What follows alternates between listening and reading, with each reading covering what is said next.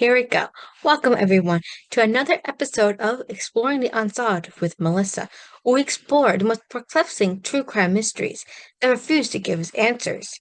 For the month of March, we're going to focus on cases in which women, in honors of Women's History Month, face horrific ends and have their rights as human beings and as women taken away from them. And in today's episode, we're diving into a case that checks all those boxes. It was May 4th, 1984, a quiet February night near the town of Westbury, Wisconsin. Three teenagers were driving along Old Line Road when their headlights revealed a chilling sight.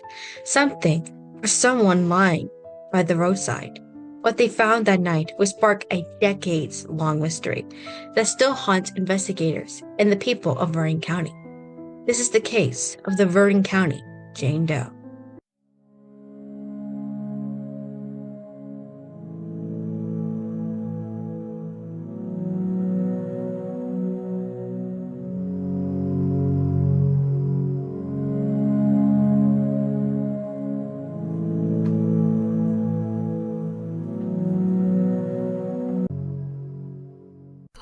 Subscribe. Who was this woman? Who left her there? And why did they go to such lengths to erase her identity? Tonight, we uncover the Vernon County Jane Doe, the woman without a name. On May 4th, 1984, three young people made a gruesome discovery along a remote stretch of Old Line Road, about 6 miles from Westbury. The body of a woman laid by the roadside, her face brutally beaten. Her body was left in plain sight, but the most disturbing detail were her hands, severed by the wrist. They were missing, as if someone had gone to great lengths to prevent her from being identified. The teenagers immediately contacted the Vernon County Sheriff's Office, and by 11:50 p.m., deputies were at the scene. Fresh child tracks suggested someone had made a hasty U-turn before dumping the body. Nearby, investigators found a broken denture, a small pool of blood, and a man's Seiko quartz watch with a separate brand. Could these items have belonged to the killer? An autopsy revealed that this woman suffered a violent death. Blunt force trauma had shattered her jaw and left eye socket. There were also sharp force injuries near her left ear. Investigators believed, due to the lack of blood at the scene, that this was a dumping site, and believed she was killed elsewhere and later dumped at the scene. But without hands, no fingerprints could be taken. This was a deliberate act, a calculated attempt to erase her identity. She was estimated to be around 50 to 65 years old. She was a Caucasian woman with graying-brown hair, and there was evidence that her hair had recently been cut. She was around 5'5" to 5'6" tall in height and weighed around 150 pounds. She wore a homemade multicolored coat, a black dress, a blue and white pantsy print, and a blue turtleneck sweater. All of these labels have been removed from her clothing, most likely an attempt from the killer to prevent investigators from tracking down the manufacturers. Investigators followed over 4,000 leads. One intriguing possibility was a missing woman from Amherst, Wisconsin, whose checks were being fraudulent used around the time of the Jane Doe was discovered, but authorities later ruled out a connection. The woman wore dentures and had poor hygiene. Her fingerprints were not able to be identified, and her DNA is available. A vertical scar was 4 inches and 3/4 was found on her body, and her autopsy not only found that not only did she suffer a broken jaw, this poor woman's dentures were smashed in, and knife marks were found on her arm. So a knife was used, most likely. This would indicate that the killer used a knife to remove her hands. If she was still alive or dying or dead at this point, I don't know. Well, according to the fact that this woman had poor hygiene despite having a recent haircut, her toenails were really long. Like there were some reports saying that they were hooked, indicating that she had not gotten them cut in a very long time, which points to this woman maybe not being in the best of hygiene at the time of her death. A crucial clue came from a couple who had been driving around Highway 14 that night around 9:45 p.m., just an hour and a half before the body was found. They saw a man outside a bright yellow compact car. He was moving from the passenger's side to the driver's seat near the location where Jane Doe's body would later be found. And the description of the vehicle matched a 1982 Dastan, but no license plate information was obtained. Either it was too dark or they didn't get a glimpse of it. Could this man be Jane Doe's killer? And if so, why would he leave her body in such an obvious location? He went to great lengths to ensure no one could identify her. So why wouldn't he just abandon her, bury her in a ditch, and she would not be found by decades on end? Why he abandoned her at such an open scene, we'll never know. Decades passed with no new leads. Then in 2015, Jane Doe's body was exhumed. By this point, there have been new advancements in DNA technology. DNA was just starting to make rounds in the 80s. Now, more than ever, DNA has been used crucially, and hopes that new forensic technology might provide answers. DNA was extracted and sent to the University of North Texas. A few forensic facial reconstructions were also created by artist Kathleen Falsey, respected in this field. We'll show these images in case. But the biggest breakthrough came in 2018 when the forensic pollen testing. So this is actually important, pollen testing, because even though you live in an area, pollen it sticks to your clothing, so it shows the type of area you were in. It's been used to solve a case in London, a more famous case of murder of two young girls in London. So pollen testing suggested that Jane Doe has spent some time in Arizona or New Mexico before her death. Has she been living there, visiting, or was her killer from the Southwest?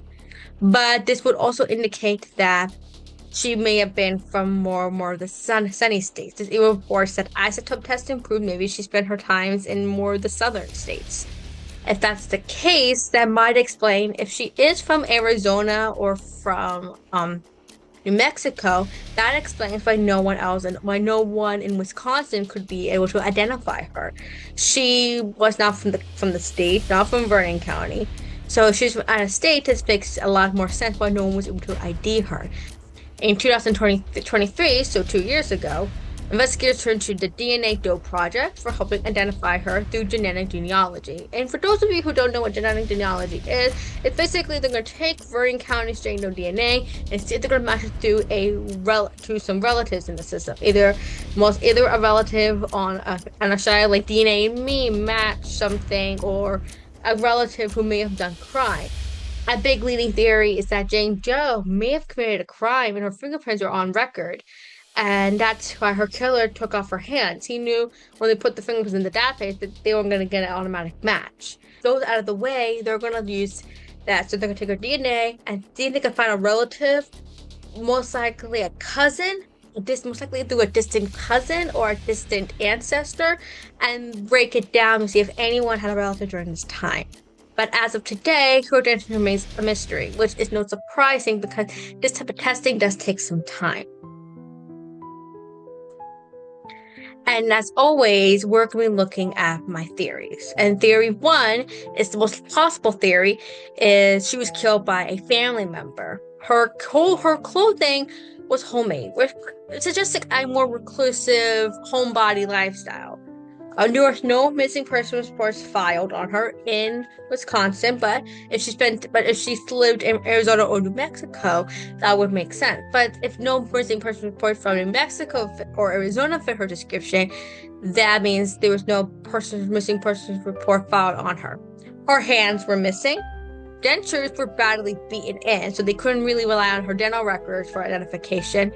And most likely, important to this most likely being a relative was the fact that there was very little the investigators can go on in terms of evidence. But important to a relative was the fact that this person did not hide a body. People have speculated that this is her last living relative, most likely her son or maybe even her grandson or a nephew, but we don't know. As for the motive why this relative, most likely a male based on everything we've read so far, it was most likely due to insurance money or another reason, and they was put. As to why no other person has been looking for her or has come forward to identify her, like I said before, some people speculate this may be her last living relative who has long since passed away, Full reason for killing her, money, personal vendetta, we don't know. Theory 2 is revenge. The brutality of this crime was horrific. The broken eye socket, dentures, hands missing, it's all just scratching the surface of what happened to her. Her fingerprints may be on file, so this is important. When a killers remove handprints or dental records from their victim, it indicates a personal connection. By knowing how fast this their person will be identified through these records, they know people are going to put a link to them, and then they're going to be arrested. When we covered the St. Louis Jane Doe case, her head was removed. And she was just a child, no more than 11 years old, still unidentified. Her hands were there, but her head was missing. Therefore, her teeth were missing. This most likely indicates she had dental records in the system. In this Vernon County Jane Doe's case, since her dentures weren't fully removed, and I couldn't find if they're going to reconnect enough for dentures to see if there are dental records out there to this day. And this is actually a theory that was brought up through a Reddit thread I read. I could not remember the name of the user, but go on Reddit. This is a thread. People have suggested this woman was a victim of elder abuse, and there's actually a lot of side pointing to this. She had very bad dental hygiene. Her toenails were not trimmed. Like I said before, some reports stated they were hooked. A scar was on her abdomen. We don't know what that came from, but it could be from a fall, on purpose, accidental. There was no missing persons report filed on her. She was not from the area. She was possibly killed by a caregiver or spouse. And that's what made people think. Now, one thing we should point out here is that Jane Doe was killed by 2 weapons. Neither a blunt force object, it could have been anything, it could have been a hammer, it could have been a baseball bat, it could have been maybe a sock, it could have been anything that was used to beat her, and then a knife was used to cut off her hands. But neither one have been located or found by investigators. I mean, she's in her 50s and 60s. She grew up at a time when you have to stay loyal to your husband, no matter what. Even if she did want to leave, she was either too afraid, she was dealing with intense psychological abuse from him that she couldn't leave, or she was unable to leave. And then one day, it just got way too far, and he killed her. That would make a lot of sense. Why no one reported her missing? Maybe she has friends, or even maybe their children looking for her. We don't know. But at this point, we have to consider the fact that it was a caregiver or possibly a spouse. Theory 4 is a theory that is popular, but not as popular as the other ones I mentioned, is that she was a victim of a serial killer. The nature of the crime, this point to someone extremely angry. There's very little evidence to go on here. Brutality, and her body was moved somewhere else. So it's possible she has been linked to another. So it's possible she is reported missing. This killer, who may have targeted other women in the past. Most killers do serial killers do stay in specific age range, either only teenagers, so maybe she's a part of a larger group of elderly women, or middle-aged women who were murdered. But after realizing police were catching on, he took his last victim, Jane Doe, to another location so no one put 2 and 2 together. So it's possible she's part of a larger network of victims. So either maybe police have caught this person and said, like, this is the person. We believe she's a victim of this person, and we don't know where her body is. It's possible that because these cases happen in Arizona and New Mexico, no one has found into Wisconsin yet to be Vernon County Jane Doe, or no one has put 2 and 2 together. We don't know, but that is a possibility. Now for my theory. I think this Jane Doe was murdered by someone who was supposed to take care of her. She could have been a victim of elder abuse. She could have been a victim of a plan gone wrong, but ultimately someone she loved and cared for took her life. That explains why her handprints were missing. Why no one in Wisconsin seems to be able to identify her. We don't know. And I do believe when we find out who this Jane Doe is, this number 1 suspect will be someone linked to her. As to why, we don't know. If it was her child, a last living child or grandchild, maybe they got tired of taking care of her and killed them out of a fit of rage or frustration. Theory, it was her spouse. It was years of abuse. and I mean years. We don't know. We don't. But I do believe this killer is someone who Vernon County Jane Doe knows. And that explains why we haven't been able to find her name yet. There are still some unanswered questions in this case. Despite the woman's name, when her body was found, it was inconclusive to determine she had children. So if there are children out there or grandchildren, we don't know. We don't know where her hands are. They could have been dumped in another location, or they are just abandoned, or they are just thrown away in the trash bag. We don't know. And we don't know where the murder weapons are. Once again said before, police believe it was a blunt object that was used to kill her, and another weapon was used for the knife. The fact that they said the two weapons were used, this might indicate that Vernon County Jane Doe might have still been alive or dying when her hands were removed. Of course, as time went on, there were more women linked to this case. All these women were considered possibilities of being the Vernon County Jane Doe, but were ruled out. I'm going to put their faces on here because they are still missing. Maybe your eyes could bring them home. First was Audrey Mae Berg. She was missing in 1962. Next was Marie Jost West. She was missing in 1988 with her son. Joan Rich went missing in 1961. Edna Reynolds went missing in 1982. And lastly, Joan Circle went missing in 1983. These women still remain missing, and even though they're not our Jane Doe, they could be another, or maybe you know what happened. If you have any information, find their cases and contact the local authorities. Jane Doe was laid to rest in Vernon Cemetery, marked with only the words, Jane Doe, and the date she was found. She remains unidentified. Her story untold. Sarah Tonkins of the Vernon County Sheriff's Office has now given up. He believes someone knows something.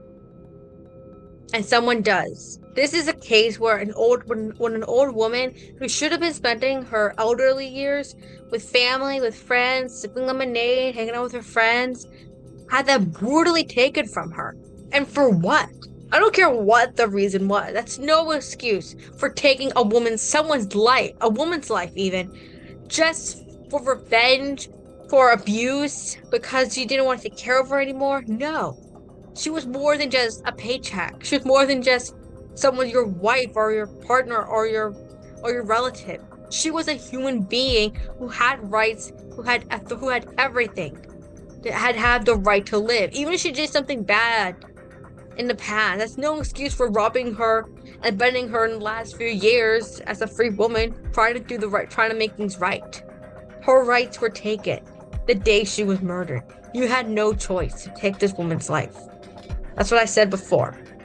This is about women's rights, and her rights to spend her last years a free woman and whatever she wanted was stolen. From who? We don't know. But they had no right to take that from her family, from her friends, to anyone. If you have any information about the Vernon County Jane Doe, no matter how small, you can solve the case. She could have been a worker at your store. Maybe you went to high school. Maybe she looks like a former classmate who didn't show up for your reunion. She has a name. She has someone looking for her. You can be the one to help identify her. Please contact the Vernon County Sheriff's Office at 608-637-2123. If you enjoyed this episode, please subscribe, rate, and leave a review. You can also follow us on Exploring the Unsolved with Melissa or WIDEAWOKE Media. And remember, someone out there knows the truth about this Jane Doe. Let's bring her home and get her name back. Thank you for listening to Unsolved with Melissa. Until next time, stay curious, stay vigilant, and stay safe. And stay in tune for next week's episode.